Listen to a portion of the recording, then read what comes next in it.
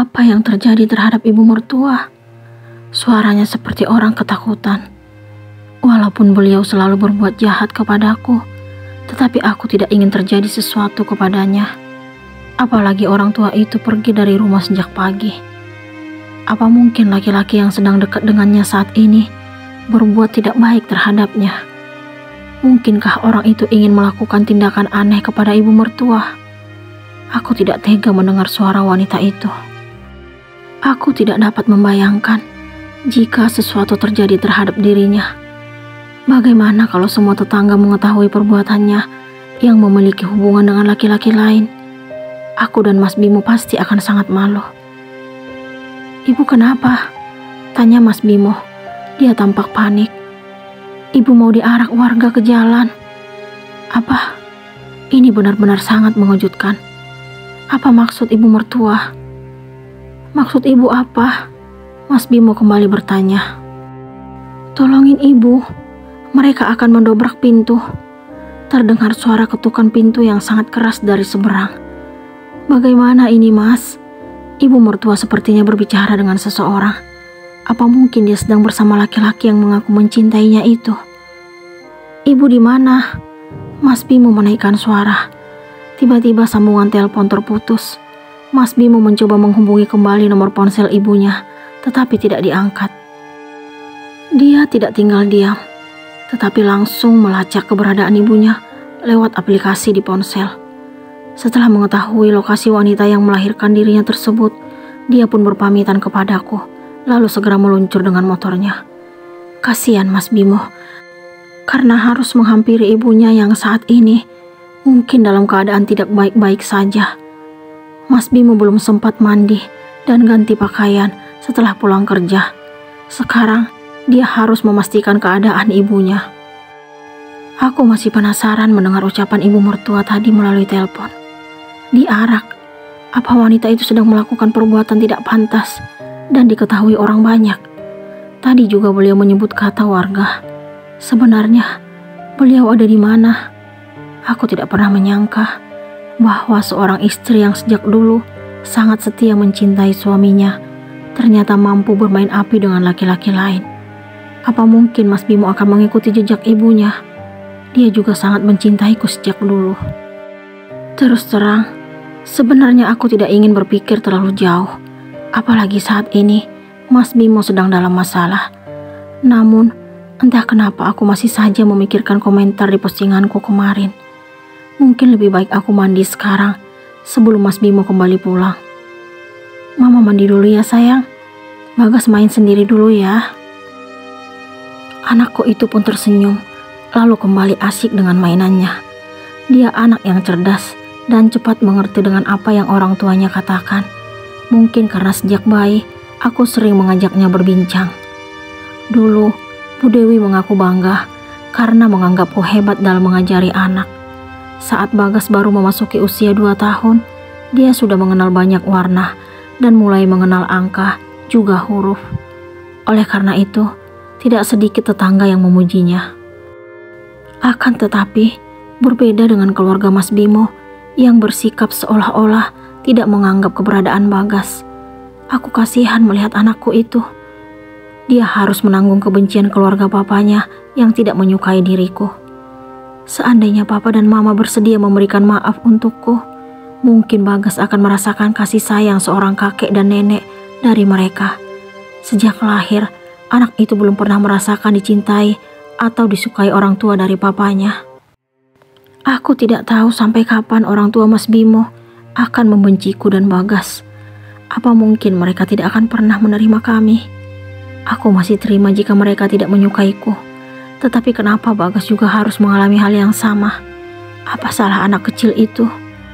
Kadang aku berpikir, sebesar itu rasa cintaku kepada Mas Bimo hingga tetap bertahan walaupun tidak dianggap sama sekali oleh keluarganya. Aku pernah hampir putus asa dan ingin menceritakan semuanya kepada Kak Ratu.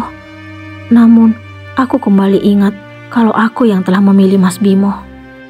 Aku pun menyimpan rapat-rapat rasa sakit yang diberikan keluarga Mas Bimo. Aku tetap tampak kuat dan tegar di depan mereka. Aku pastikan kalau suatu saat nanti mereka akan menyesal karena telah melukai hati dan perasaanku selama bertahun-tahun. Waktu menunjukkan pukul 7:05 WIB malam. Tetapi Mas Bimo belum juga menunjukkan batang hidungnya di rumah.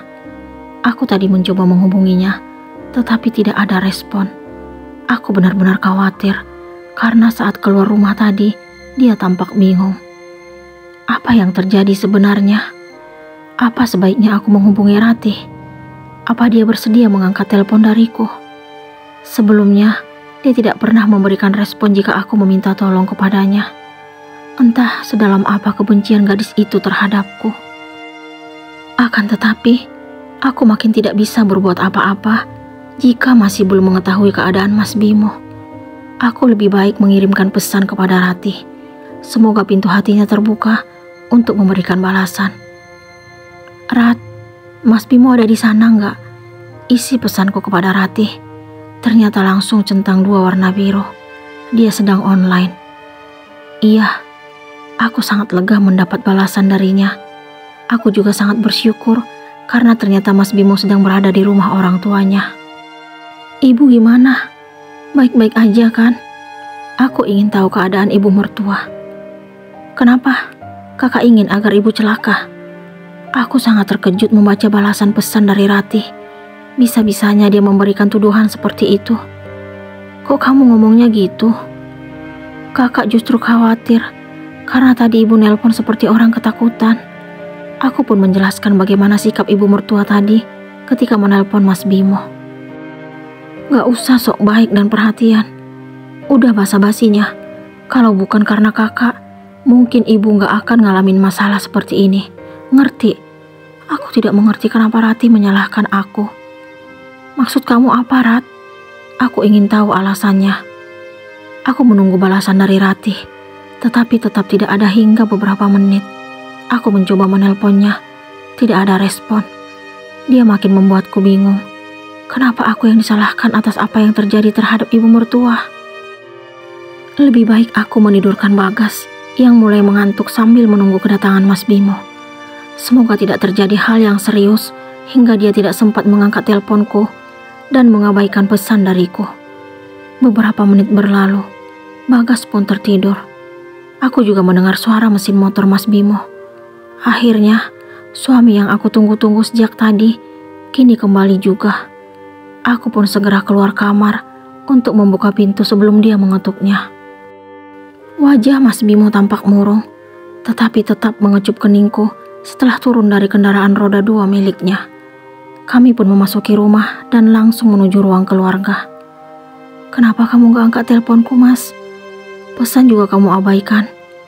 Aku langsung melontarkan pertanyaan setelah kami duduk. Aku benar-benar sibuk, sayang. Kenapa baju kamu lusuh gini? Kotor dan bau juga. Dia tidak terlihat rapi seperti biasanya. Aku harus menolong ibu dari amukan warga. Maksudnya apa, Mas? Aku tidak mengerti arah pembicaraannya. Ibu dan laki-laki selingkuhannya tadi diarak warga.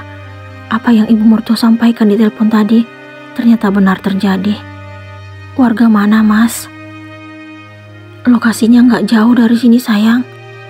Laki-laki itu ngontrak rumah sebagai tempat pertemuannya dengan ibu. Warga memergoki mereka masuk rumah. Ternyata salah satu dari mereka sangat kenal dengan laki-laki itu karena dia teman dekat istrinya. Dia pun segera melapor ke RT. Aku tidak habis pikir, kenapa ibu mertua melakukan perbuatan memalukan itu. Bisa-bisanya dia berada di rumah yang sama dengan laki-laki yang bukan suaminya. Tindakan itu jelas-jelas akan membuat warga heran dan berpikiran negatif. Entah apa yang ibu mertua lakukan bersama laki-laki itu di dalam rumah. Apa mereka sedang berbuat yang tidak senonoh?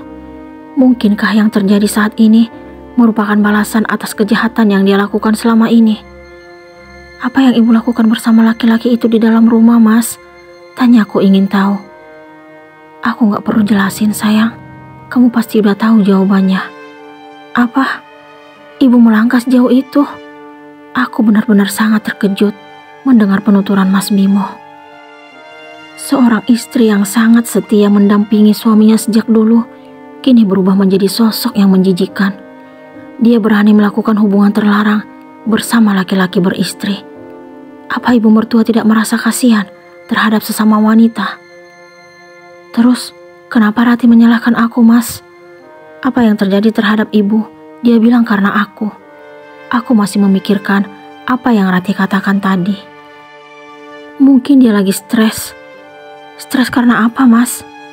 Karena kejadian ini? Bukan. Terus, kenapa? Apa maksud ucapan Bimo tentang Ratih?